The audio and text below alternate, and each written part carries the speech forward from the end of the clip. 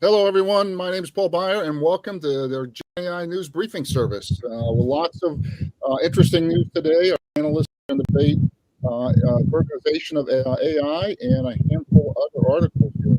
We rate articles essential, important, and optional to save the AI leader time as they sort through the bewildering set of new articles each day. Akash, you want to introduce the first article, please?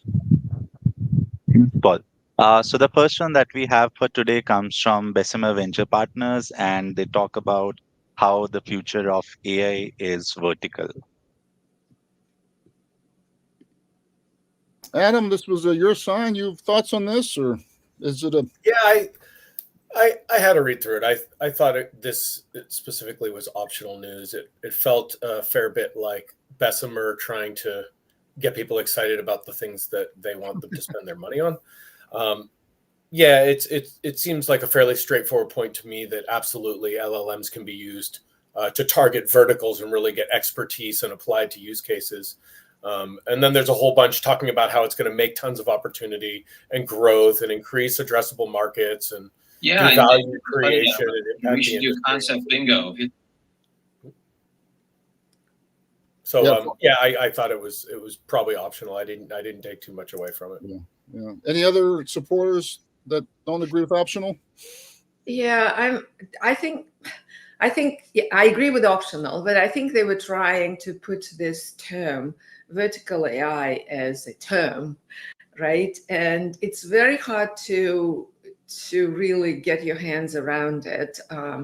It seems like what they're trying to say, it's very specific applications in certain domains, and they give several examples. But until I got to the examples, it wasn't quite clear what they were talking about, because you can say vertical for the whole legal support software, or you can be very specific of summarizing letters, demand letters for specific lawyers. So it's very, and I think they kind of didn't do the definition either. So for me, it's really optional because it's confusing. Yeah, and I think, so it's either vertical or function. Luda, to me, is always interesting. What's the opposite? So what's horizontal AI? So is that just foundation models? So this is the non-foundation models. So yeah, it was very confusing. So I would actually put it at triple optional so that it doesn't confuse people. Okay, optional it is. Ankash, next article, please.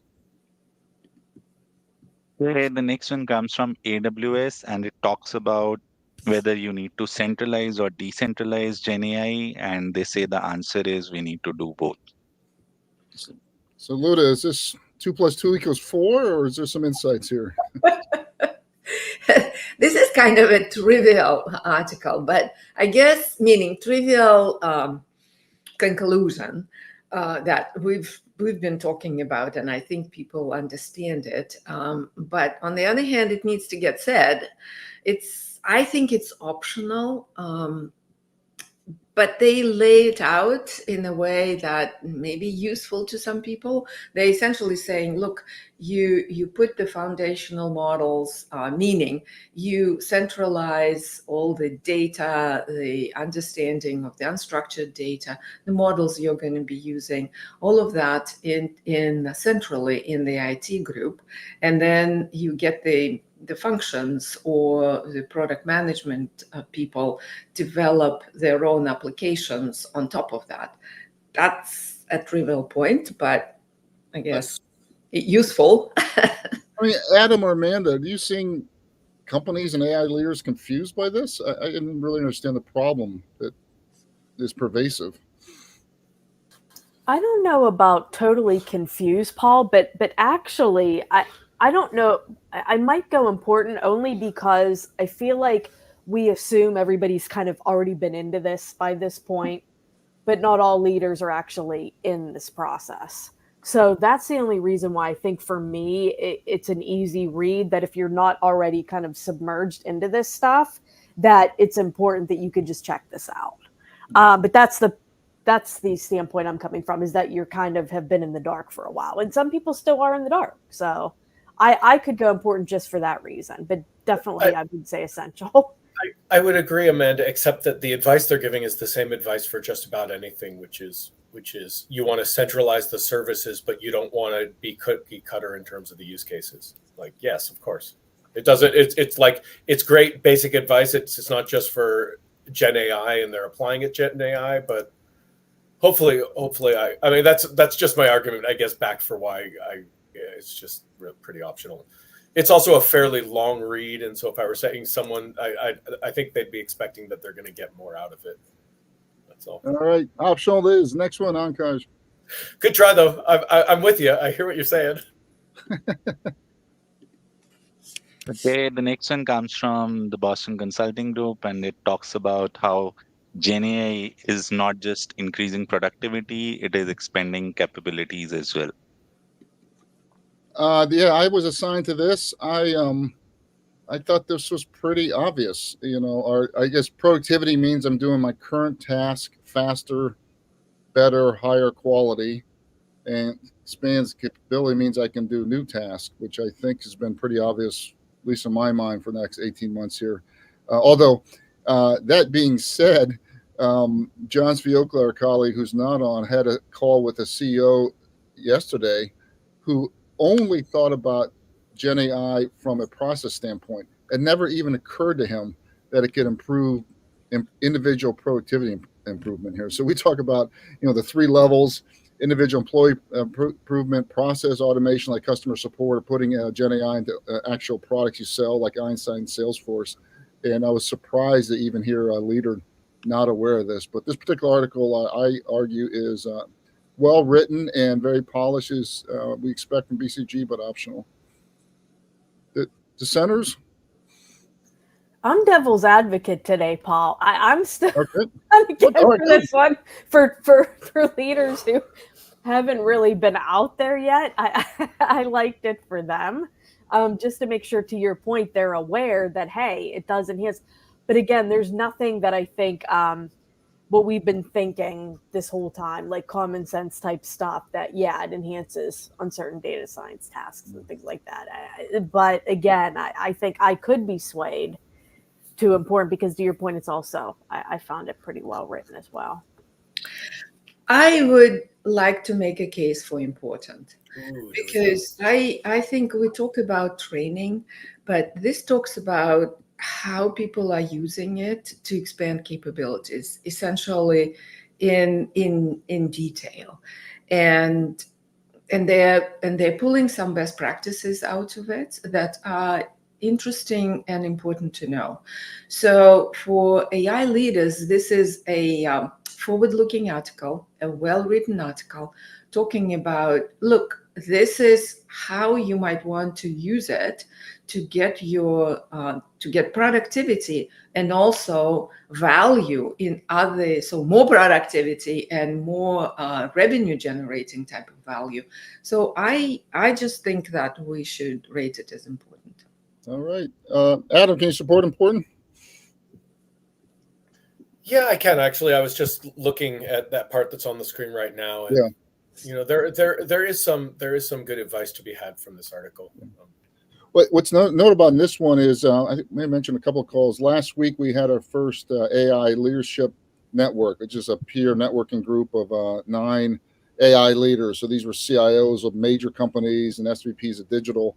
And we went around the room and asked them, still Chatham House rules, so we can't tell you exactly who said what, but we can talk about themes. And we asked everyone to share their top 2 challenges, and everyone named change management as a top challenge here. So how do we actually get value out of this at scale is a need we see there. So I think between that and our analyst thing, we'll rate this as important. And you see, Vivek says that the mindset change, and it's about the mindset, is important and needed. Yep. Fantastic. Thank you, Vivek. Thank you for commenting, and encourage others as well. So next article, please. The next one is a research paper. So it talks about the effects of Gen AI on high-skilled work. So Amanda or Luda, do we care? I think it was Adam. Adam, maybe. Adam, I'm sorry. Yeah, I care very much. It's an important point. I feel it's a point that's been made. So I would consider this optional. It's basically an aggregation of a few studies to come to the conclusion, which I'm pretty sure we already know, which is that it does help software developers and it helps the junior developers more, right? But Microsoft had those findings out of Copilot. Again, Paul, the theme I'm sensing tonight is all of this would have been important news 18 months ago or a year ago, but right now there are things that it feels like they're almost resurfacing the really important points about what at least I think. And to your point, Amanda, maybe it's not as many people as we think, right? But that I think is fairly. This is sort of like perhaps one of the best known things, and they've just sort of aggregated and made a study out of it. Yeah, but what I liked about it, I agree with optional, because this article focuses on how they aggregated the studies because they were noisy. The noticeable thing that these are the studies in real world. So they took a whole bunch of software engineers, a lot of them, over 1,000 each.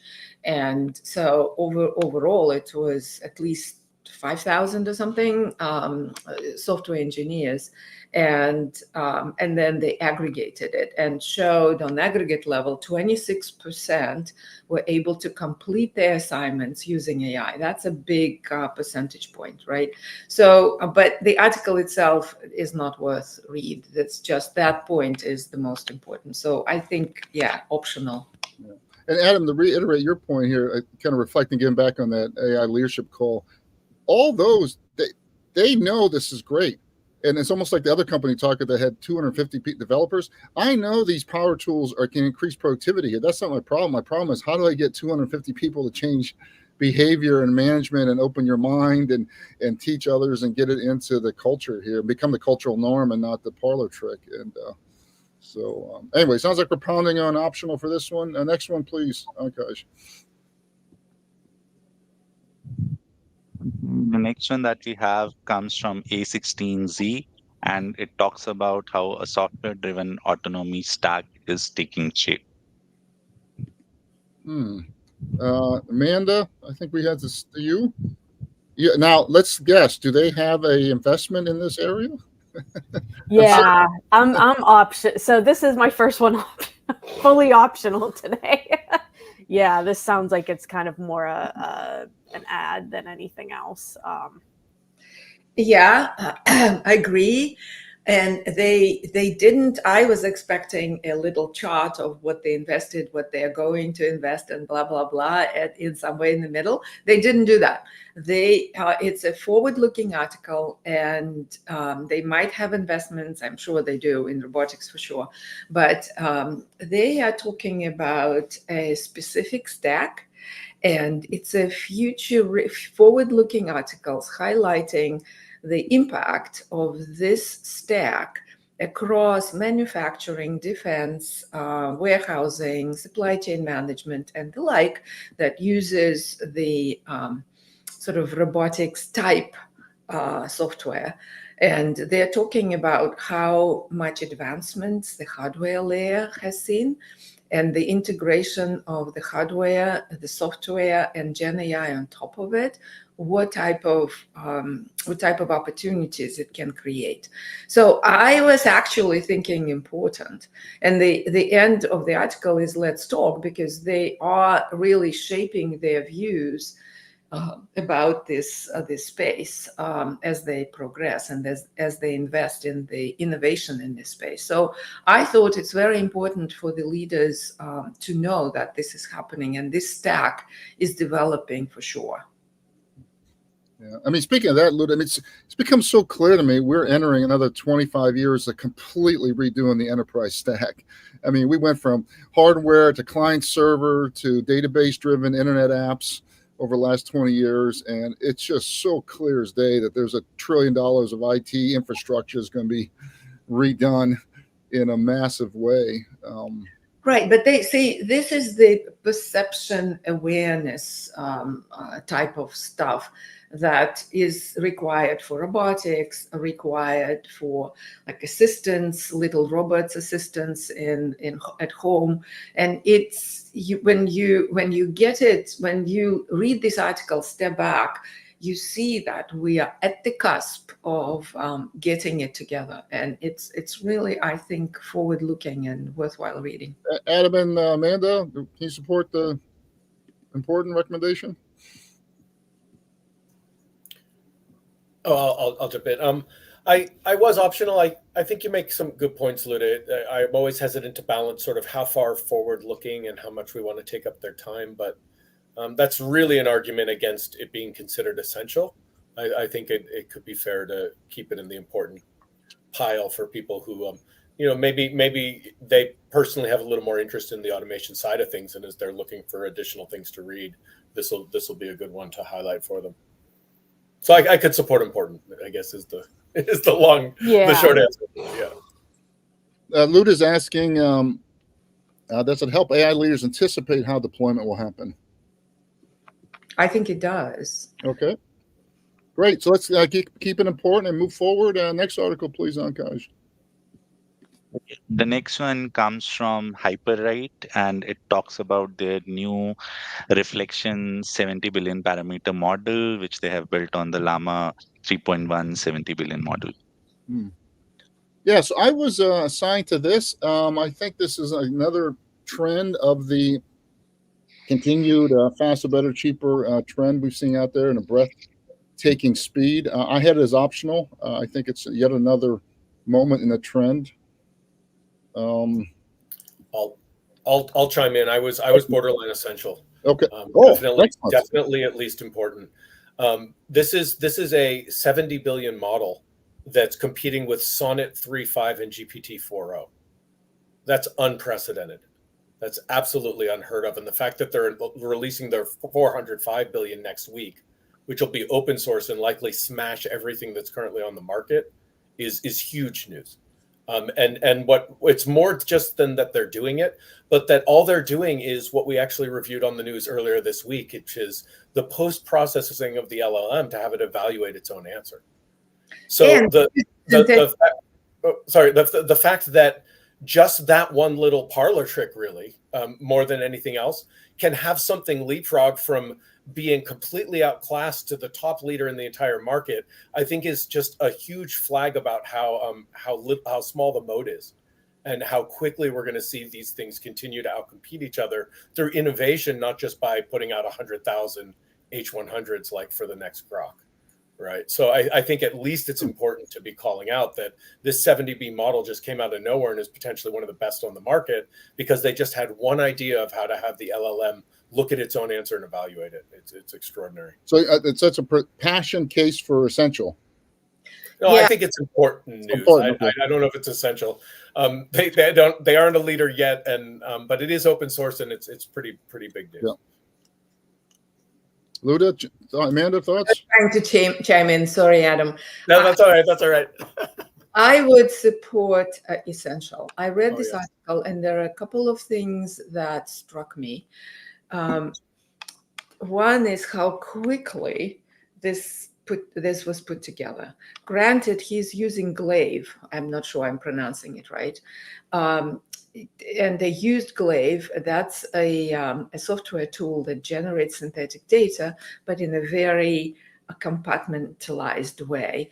And they used it to evaluate the outcome. And we reviewed many approaches to do that. But this is successful. And how quickly it came together and how quickly it leapfrogged the prior model's results.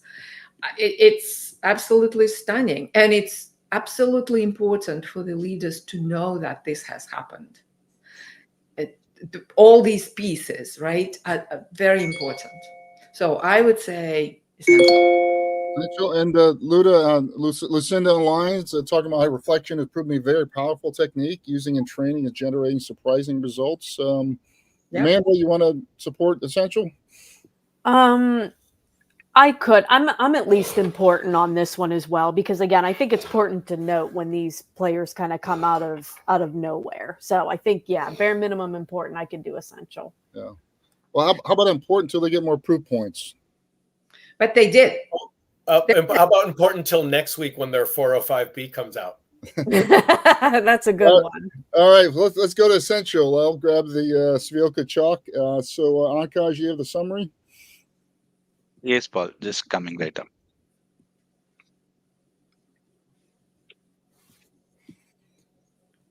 And we'll also do an overview of Monday's Learning Lab.